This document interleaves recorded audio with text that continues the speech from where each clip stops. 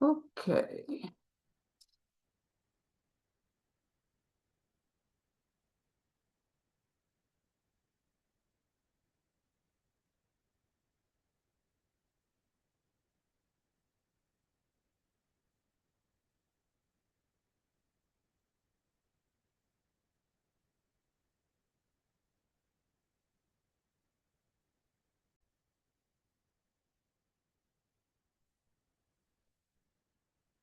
Hey, everybody. Hi, Professor. Yes, I've got my camera working now. How's the focus? It's good. Okay, great. Hi, Abu. I'm glad to see you. Okay, so who's got a question? Right now I'm just going through the reviews. I mean, I know at this point you haven't posted any new material yet. So now we're gonna go over some stuff on in Thursday's class, Well, we do have class notes from 7.1. last Thursday and section 7.1 in WebAssign was posted last Thursday and it's due Friday. Okay. Yeah, I saw that one. I mean, I feel pretty comfortable as far as in 7.1. Great. Um,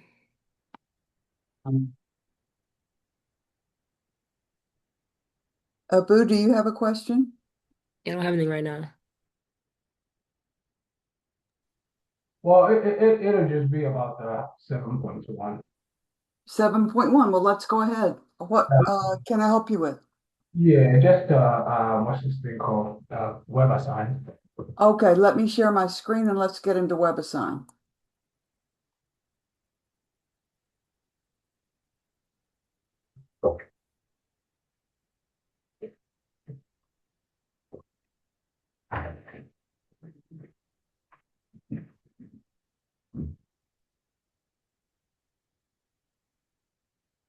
So we're looking at section 7.1 in WebAssign. What problem would you like to look at?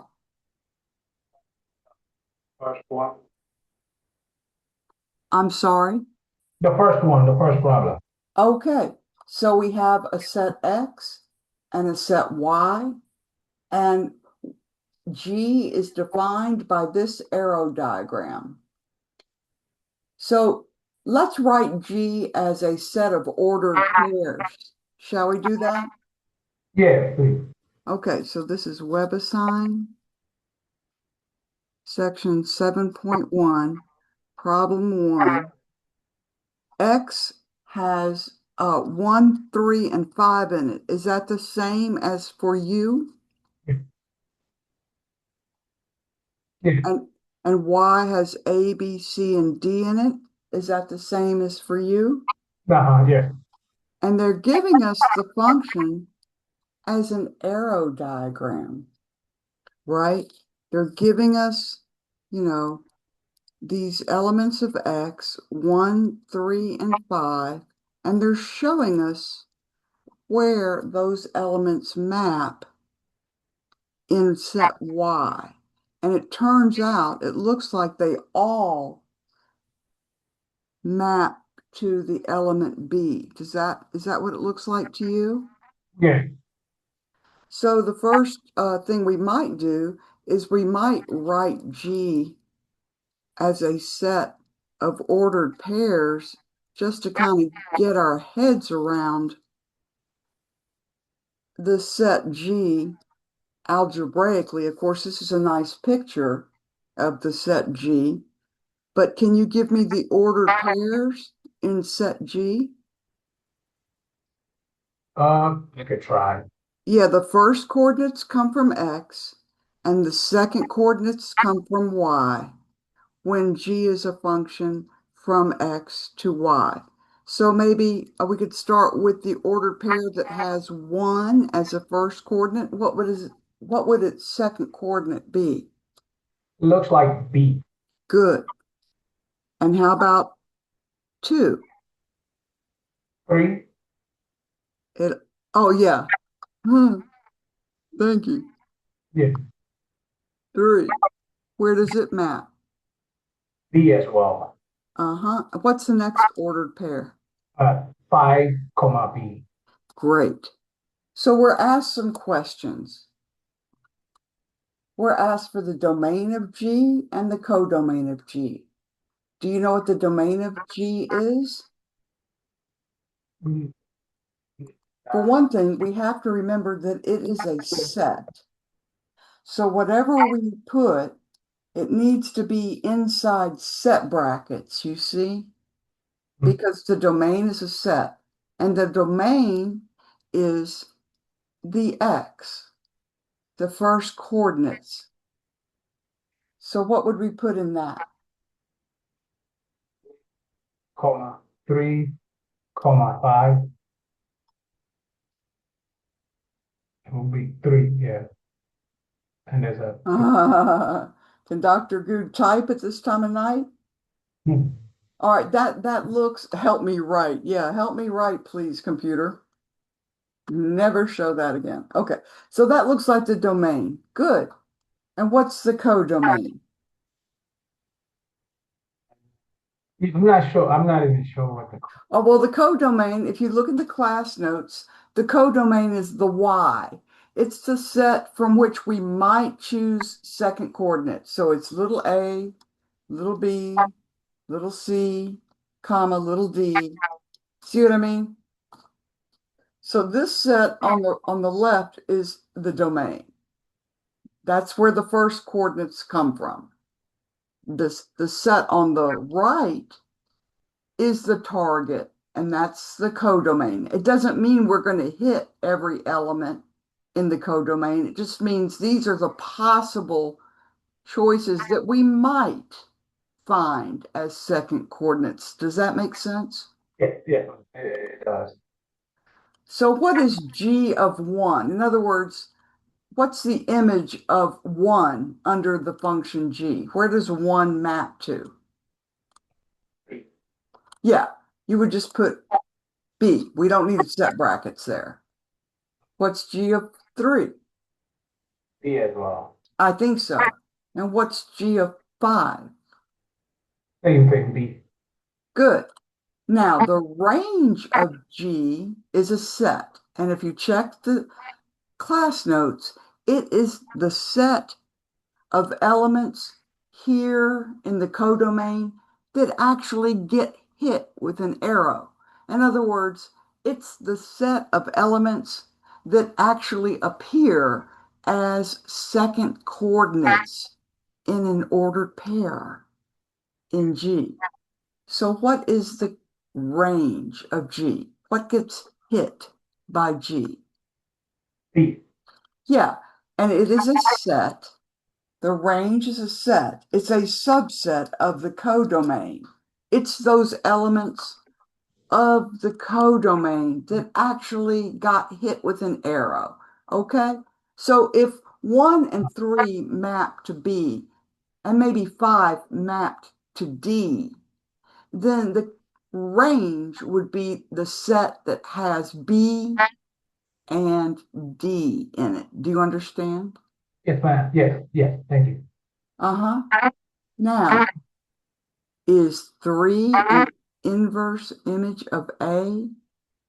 In other words, if you go backwards from A, is there an arrow that hit A that if we traveled backwards started at 3?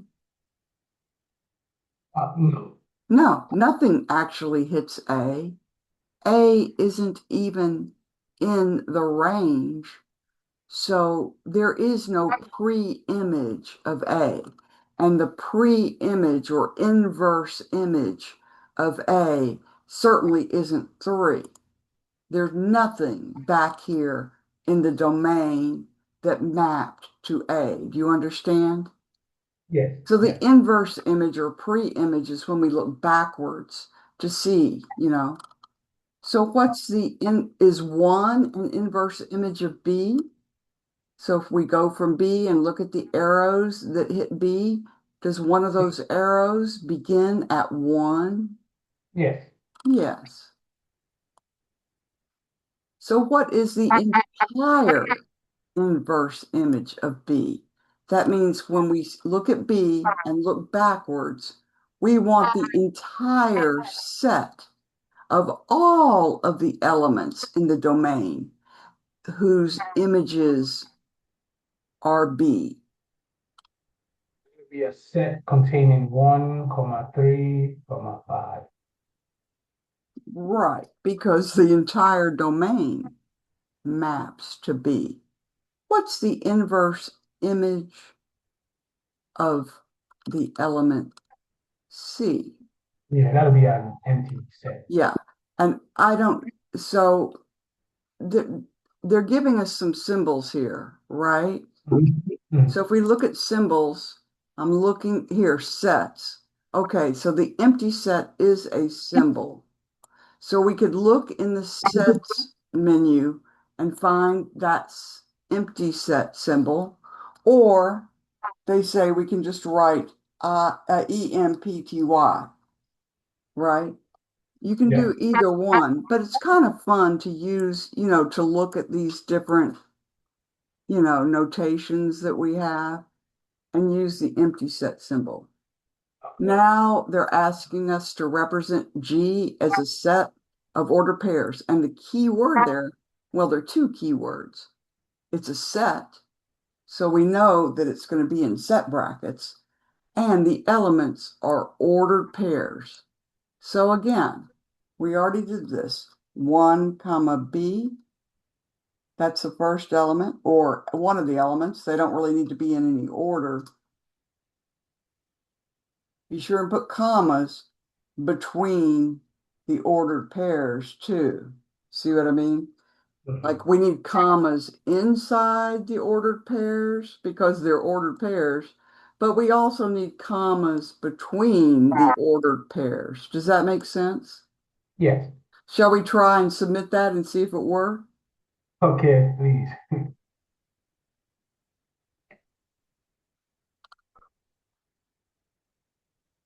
Yay!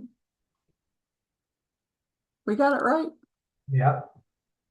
I hope that helped. Do Yeah. you think that that is going to be able to help you with the rest of these questions, or actually some of these are quite different? Do you want to go through two? Yeah, no, but I mean, Why don't you read the question in two for us? sure. It's the following statements claim to describe properties that all functions possesses. For each statement, use the definition of function to determine whether it is true or false. And Great, that's very nice. Do you remember the definition of function? It says, for each element of the domain, there is exactly one element in the codomain that is the image of each. I didn't say it very well. For each element in the domain, there exists a unique element of the codomain such that the order pair 1, comma, whatever, like domain element, comma, its image is an element of the function. So we can look at class notes. Maybe we should. Should we look at the class notes to see the definition of function? yes, I Or have it. do we want to, okay, my notes, details, ask your teacher. Have you ever tried this details? No, Or have you ever tried the read it resource? no. Let's try the read it resource and see if it puts us in the book directly. Oh, look at that. That's not helpful at all. What? Properties of functions. Let's see if we get a definition.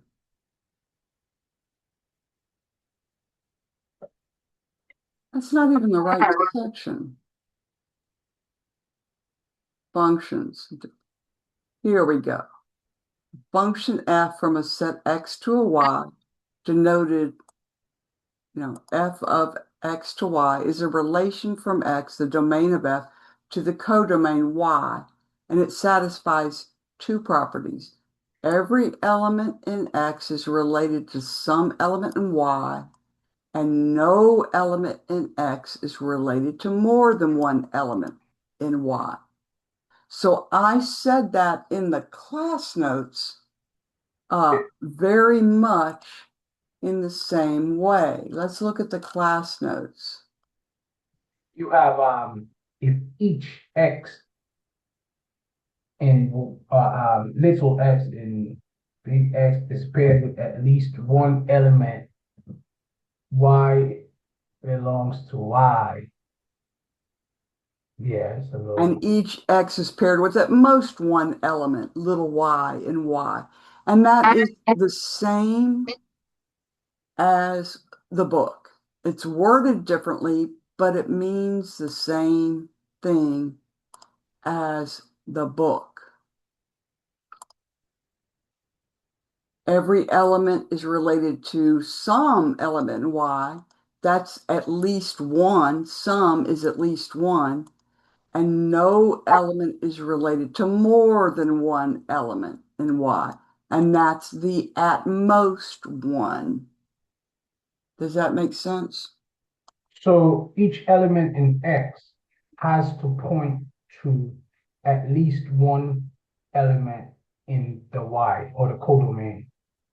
And the elements in X cannot point to more than one element at a time in the codomain. That's right. Okay, I got that down. So let's look at part A. Do you want to read question A? Yeah, yeah. So that one's asking if elements A and B in the domain of a function f are equal, then their images, what is that? F of A. F of A and f of B are equal in the codomain of f. So they're saying if A and B are really the same element, that's what equal means. It means A and B are actually the same element in the domain. Should they map to the same element over in the codomain? In other words, should f of A equal f of B? If A and B are really equal? Yes. Yes, that's right. If A and B are really the same element, then they have to map to the same place because any element can only map to one image. Hmm. Now, now you want to read B? Yeah, yeah, sure. That's saying if elements f of A and f of B in the codomain of a function f are equal, then their pre-images A and B in the domain of f are equal. What do you think? Um, the pre-images. Well, that will mean that A is wrong, right? So I say that most. No, these are two different statements because this is talking about elements in the codomain being the same. Let's look back at our first example. B is equal to itself, right? B Right. is equal to B, but G of 1 is B. G of 3 is B, right? G of 1 is equal to B, so 1 can be like our A. G of 3 equals B, right? So G of 1 equals G of 3. Do you agree that G of 1 and G of 3 are both B? Yes, yes. I didn't understand the question. I know, I understand. So if G of 1 and G of 3 are equal, and they are, did that mean that 1 was equal to 3 back in the domain? Uh, no. That's right, because several elements can map to the same F image or G image. Different A's and B's can go to the same F of A and F of B. Okay, so the codomain can point to more than one thing in a domain. If you go One thing. backwards, yeah, Yeah. if you go backwards, a codomain element might have several pre-images over here, Okay. like in this example. Okay. But a single domain element can only have one image. That was part A. One cannot map to both, say, B and D, or one cannot map to both B and to C. That's not a function. If you had two arrows coming out of one, or two arrows coming out of, you know, three, it wouldn't be a function. But it's okay to have many, many arrows mapping to the same f of b or g of b. Okay. And if we think about a function as a machine and we drop in input from the domain, and the function spits out the second coordinate, which we can think of as the output. So the first coordinate is the input to the function. And then the output is the corresponding second coordinate. Can a function have the same output for more than one input?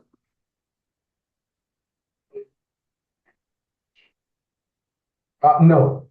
Wait a minute. Same output.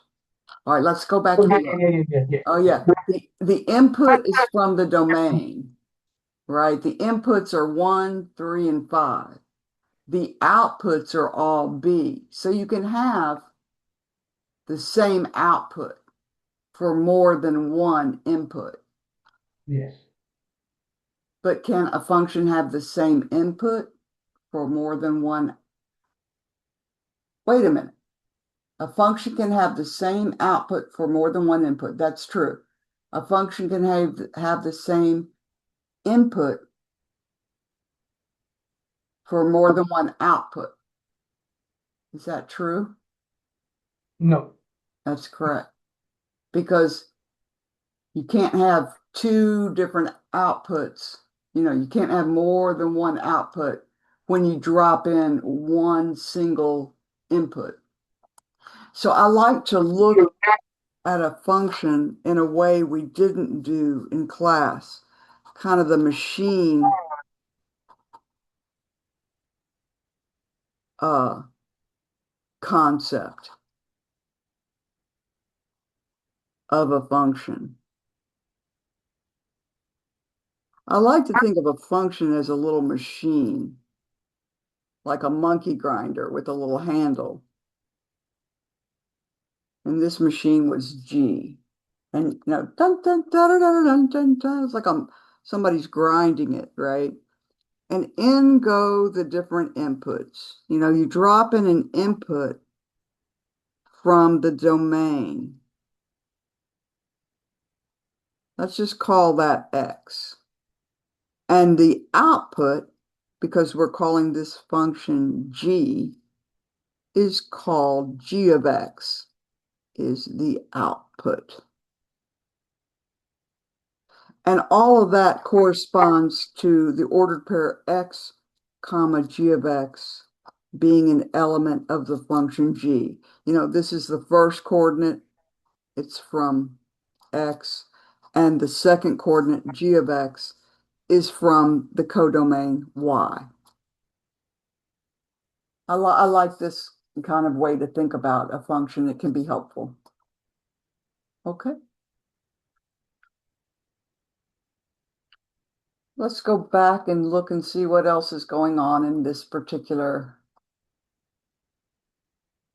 Ah, sequences are functions. You know, we've talked a lot about the indexing variables when we have sequences, right? Yes. And the indexing variables are integers that tell us the position of an element of the sequence. Sequences are functions. Let me show you an example. All right. Let's say A1, 0, A0 is 1, and the next element is 2, and the next element is 4, and the next element is 8, and the next element is 16. What would the next element be? Um, times 2 is 32. Yeah, we're doubling. We're multiplying by 2. What would the next element be? 64. Okay, so you get the idea. This, this is A, 0 is 1. A1 is 2. A2 is 4. A3 is 8. A4 is 16, right? And so on and so forth. And in fact, the general formula for A sub n, where we worked on this quite a bit. A sub 0 times R to the uh, Yeah, it'll be 2 to the n. And this is for n greater than or equal to 0, right? Because the first one is 2 to the 0. Well, this sequence, which we denote by curly brackets A sub n, is a function. A sub n is a function from the non-negative integers. So that includes 0, because, we're starting at 0, into the integers, because all of these images are integers. Here are some ordered pairs. We didn't really talk about sequences as functions,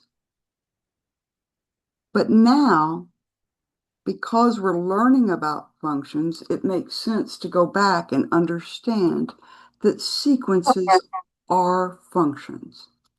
The indexing number is the domain element. When the indexing number was 0, the output was the element 1. When the indexing number was 1, the output, see, you can put 1 here, the output is 2 to the 1 or 2, right? When the indexing number was 2, then the output was 2 squared or 2 to the 2 or 4. When the indexing number is 3, the output is 2 cubed or 8. Do you see what I mean? yeah. In general, when the indexing number is n, the output is 2 to the n. So you can view this sequence as a function from the indexing numbers, which started at 0, to the actual sequence value. And this general formula gives us a way to find the y coordinate. See, the second coordinate is given by the formula of the sequence. The first coordinate is the indexing number. Does that make sense? Yes, yes. Uh-huh. So we can view sequences now as functions from whatever the range of the indexing is. Sometimes the indexing starts at 0, right? But sometimes the indexing might start at 1. So this would just be Z plus instead of Z non-negative. Let's go back and look now. So here's find functions defined on the set of non-negative integers. So that means positive integers or 0. Those are the ones that are non-negative. So the functions are defined on non-negative integers. That means the domain is non-negative integers. That means the indexing is starting with the first non-negative integer. What is the first non-negative integer? One. Uh-uh. Well, 1 is the it's not first positive integer. The first non-negative zero. integer is 0, Zero. because 0 is neither positive nor negative. 0 does not have a sign. So when we see, otherwise we would say positive integers here. It makes sense. Okay. Okay.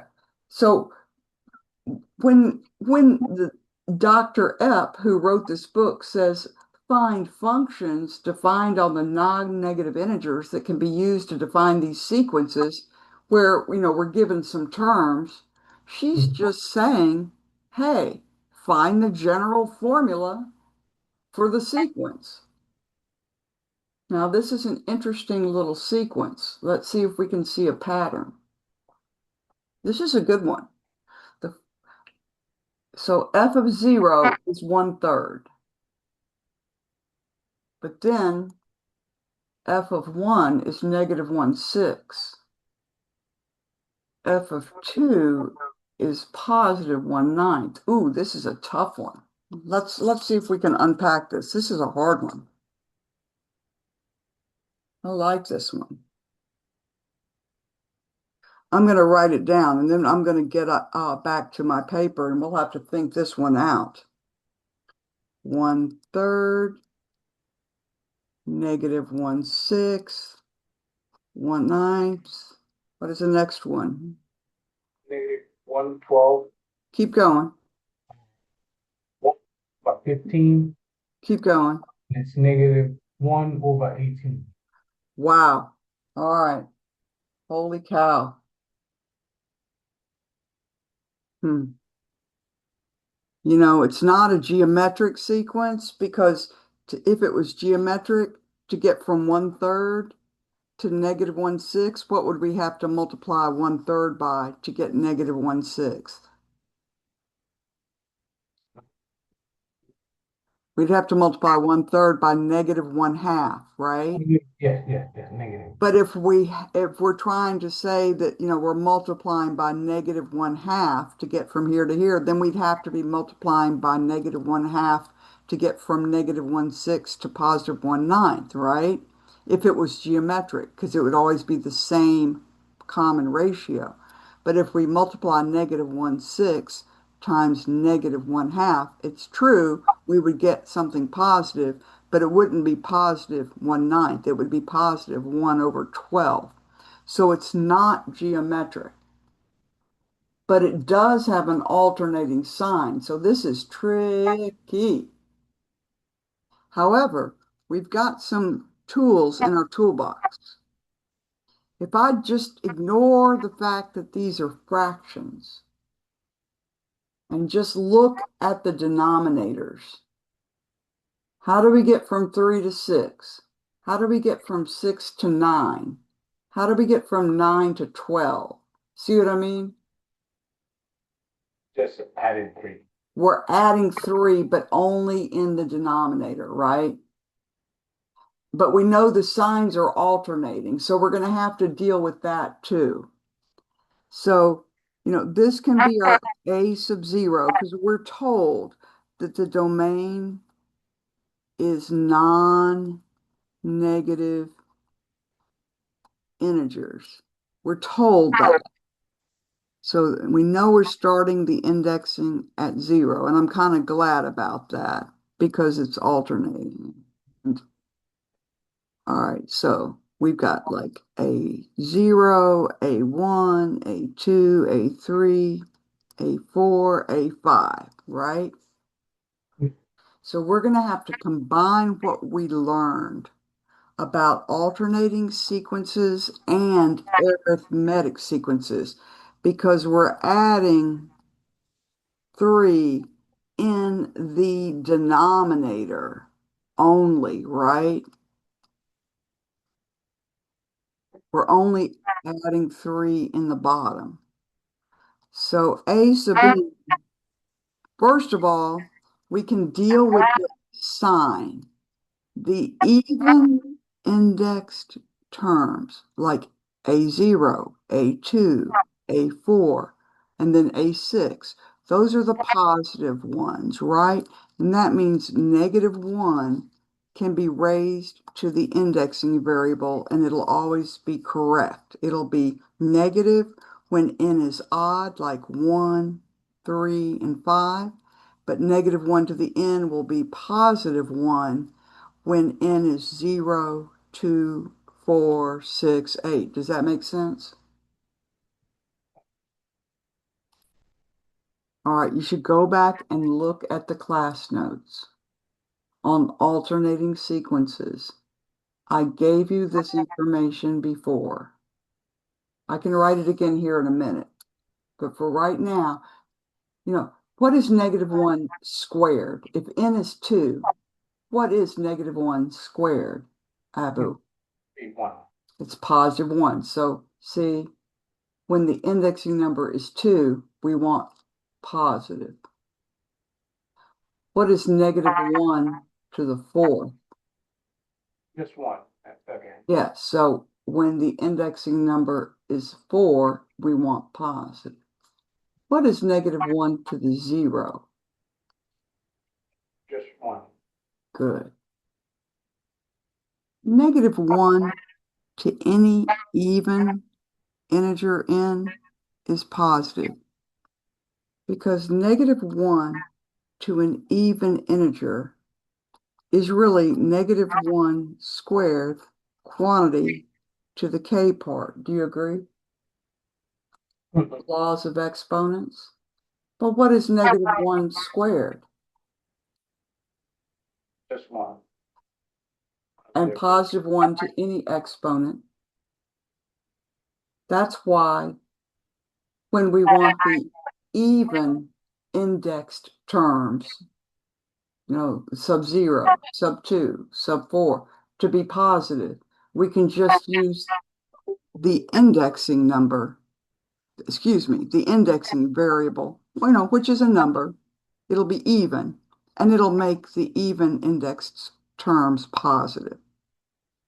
And then when n is odd, like 1 or 3 or 5, -1 to that odd number will be negative. Because -1 to an odd number is -1 to the 2k times -1 to the 1, right? Laws of exponents.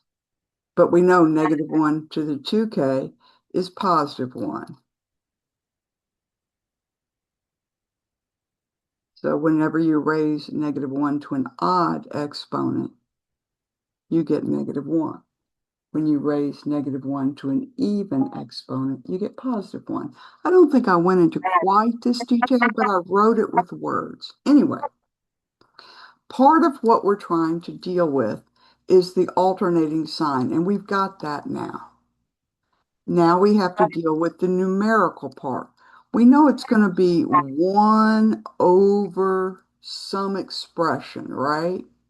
That gives us the 3, the 6, the 9, the 12, right? The initial term, just look at the denominator, is 3. And then we keep adding copies of 3, right? We add 3. So we keep adding copies of 3. So this is Go back and look at arithmetic sequences. The denominator, just look at the denominator.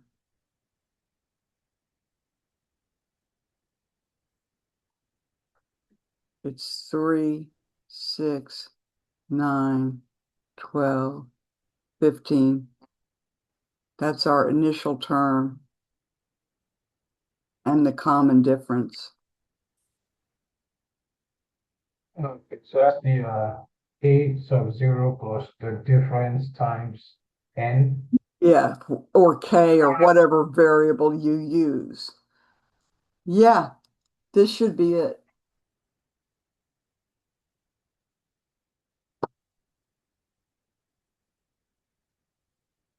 It's a good hard problem because it requires us to put together so many things and it requires us to kind of ignore some things, right?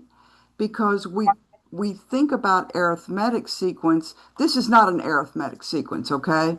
But the denominators, if you ignore the fact that they're denominators and just look at them, because that's the only thing that's changing besides the sign, and we Mhm. know how to correct the, we know how to deal with the sign, and then we have to kind of extend what we understand and realize that only the denominator has values that are a true arithmetic sequence. You see?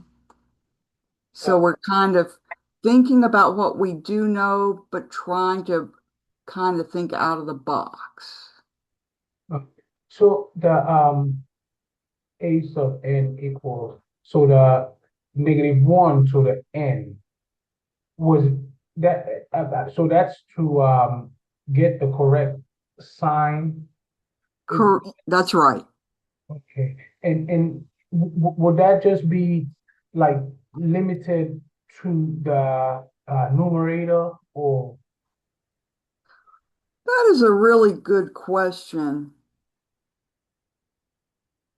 -1 and +1 are sort of interesting. It doesn't really matter whether you put the negative in the top or the bottom because let's just look at A1, okay? A1 is -1/6. That's given, right? hmm, But our formula that we have supposedly figured out, right?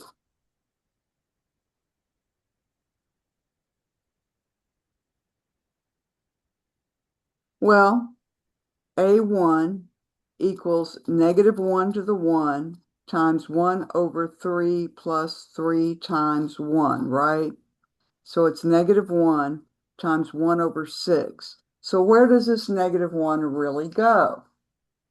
Well, -1/6, if you just put it right here, it means -1 times 1/6. But you can write -1 over 6 as -1 over +6, or you can write it as +1 over -6. They all mean the same thing. So when we have a negative quantity, we usually just stick it out front like this and kind of in the middle, but it could be a top or bottom. Because what negative times a number, not integer, but a real number means, it really means -1 times that real number. That's what the negative of a number really is. It's it's a couple of things. It's the additive inverse of 1/6.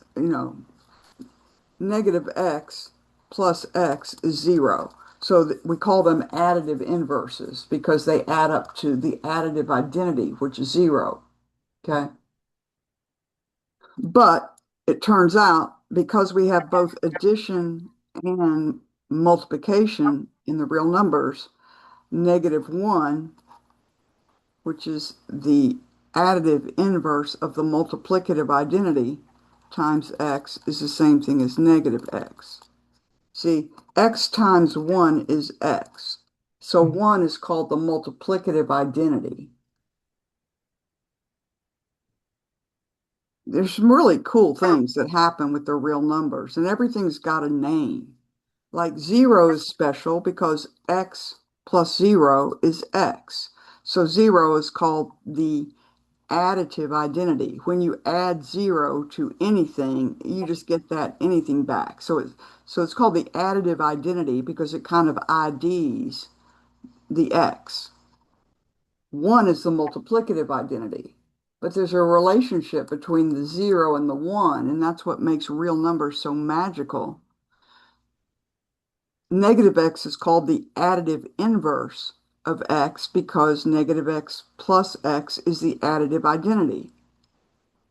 When we take 1 over x and multiply it times x, we get the multiplicative identity. So 1 over x is called the multiplicative inverse of x.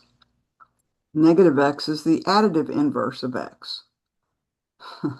So, I mean, but they have this cool relationship that happens right here. Anyway, the negative can go out front or on top or bottom.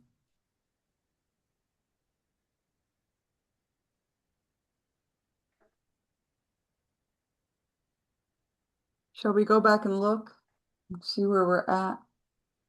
Yeah, with the problem. So here is where, you would type the formula. They're calling it f of n. We used to call it a sub n, right? But that's really f of n now because we're viewing the sequence as a function. And it's definitely going to be for each integer n greater than or equal to 0. We are definitely starting at 0 because they tell us that the function is defined. When it says the function is defined on a particular set, it means that set is the domain. And you would get that from reading in the book. Like if you read enough, then you start to understand the language a little better. And you are a very good reader, Abu. Very good, actually. And I think that you would benefit, from reading some of this book or, any math book because you're capable of it. Gosh, B is so much easier. Holy cow. That is so much easier. Yeah, so the actual problem that you have on there, the one that we have in the, yeah, I guess the student version is a little bit different, some of the numbers. Well, there's more, But it's the same you're concept. going to want -1 raised to, the power. And you know how I got to get it to do the exponent? If you hit six, shift six, that's the caret, and it'll automatically shift you into an exponent because the caret is like the exponent symbol. Mhm. So Yeah, it if, gives overhead. right, and then you can put like in there, right? But then you got to get out of the exponent. So hit the cursor to get back to the main line, right? And then you would put the rest of the formula. And I think and you could put it as a fraction, like we could pick the fraction. I'm going to pick the fraction, right? So if I pick the fraction, the numerator is 1, right? And then what did we get in the denominator? The end. 3 plus 3n, because, right? Because the initial term was 3, so that's our a naught. And then the 3n is the common difference times the variable. I wonder if that's right. I think it's right. I know it's right. And that's the beauty of this. You can check this. You can start plugging in 0 for n, then plug in 1 for n, plug in 2 for n, plug in 3 for n, and you will see that you'll get A0, A1, A2, A3. That's the beauty of trying to find the formula for a sequence is you can always check your answer. I'm going to leave this one to you, but it's the same kind of deal, except that this arithmetic sequence, 0, 4, 8, but this 0 is a little funky.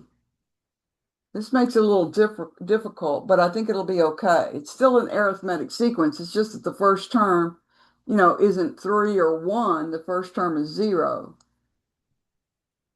But you see how if you just ignore the sign, how do we get from 0 to 4? How do we get from 4 to 8? How do we get from 8 to 12? What are we adding? Well, it looks like it's a negative before 4 and the 12.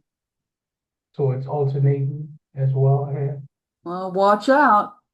You're going to still have to employ this -1 to some power to get the alternating signs. So you have to sort out the sign and then you sort out the actual number part, the magnitude.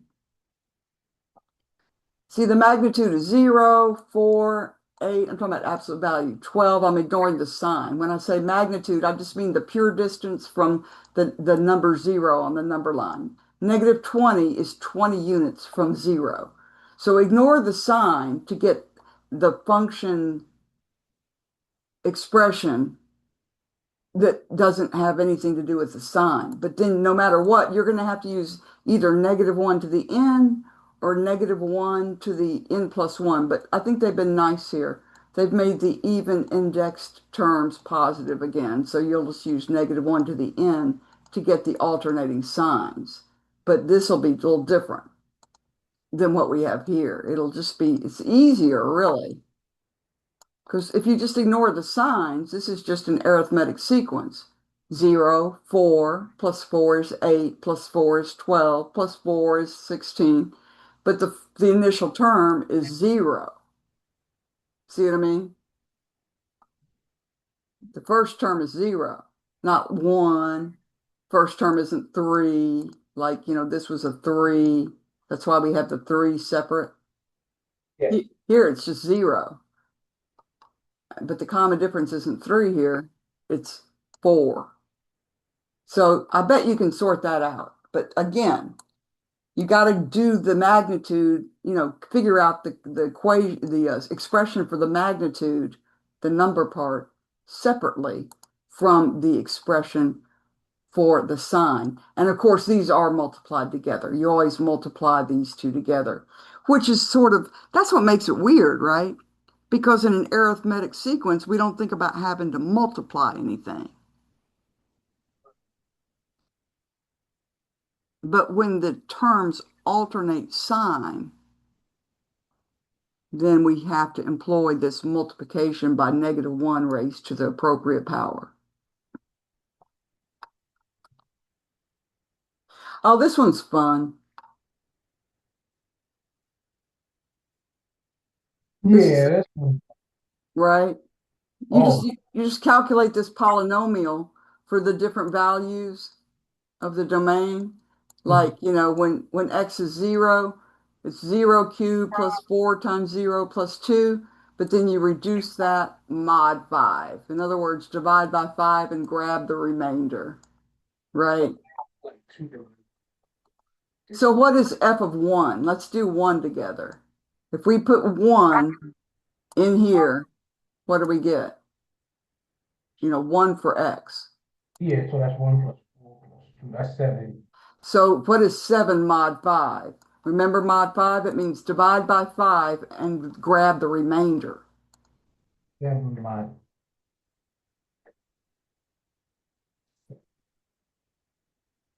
Right. So, would that be like 1 remainder 2?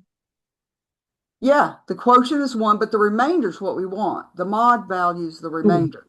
So Yeah, 7 mod 5 is 2, right? 2. Yeah, yeah.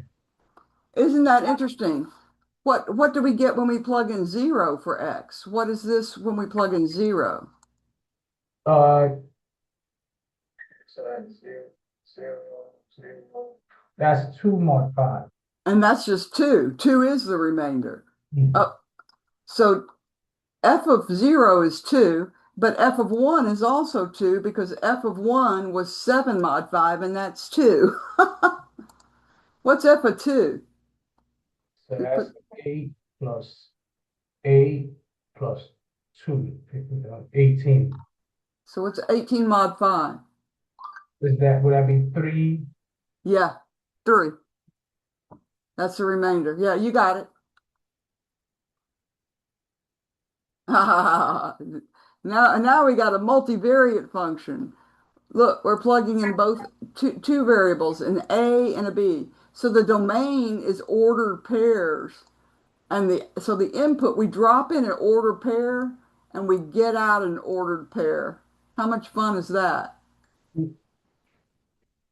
I'm going to show you a picture of this because this is a little confusing, but it's fun. So this is like a A and a B. Okay. Yeah. So 5A and 5 for B for this first one. So that's 10, 11, comma, 15 minus 2, 13, 11, 13. Okay, 11, comma, 13.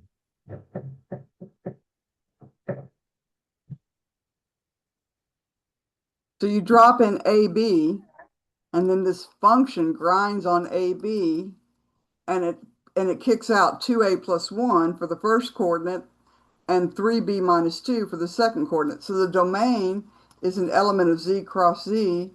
I mean, the domain is Z cross Z, right? Domain elements are elements of Z cross Z. And the output, the codomain elements, are also elements of Z cross Z. Instead of just being an integer, it's an ordered pair of integers. I love that. Let's go back and look at it again. So if we drop in A, little a is 5 and B is also 5, what do we get out? We're going to see, you got to remember, we're going to get out an ordered pair. Yeah, 11, comma, 13. Yeah. Yeah. So you got it. You got it. You understand it. Fantastic. And this is good review on the mod and the div. It's just using different notation for mod and div because it's viewing mod as a two variable function where you're dropping in the n and you're dropping in the divisor d. So you're dropping in an element from Z non-negative cross Z plus, but the output is just either the remainder or the quotient. So the output is just a single integer. So this is a real nice smorgasbord. And then the last one, this one is zeros and ones. You can figure it out. It's really easy. Oh, and this is super easy. This is just mod 2 stuff. Is it even or is it odd? Mod 2 just tells us if the output is even or odd, right? Makes sense, yeah. Right. 0 mod 2 means it was even, and 1 mod 2 means it was odd. All right. We've covered good ground. Thank you Yeah, so much. thank you very much. Thank Have a great night. I'll see you tomorrow in class. you. Matt, thank you. Good night.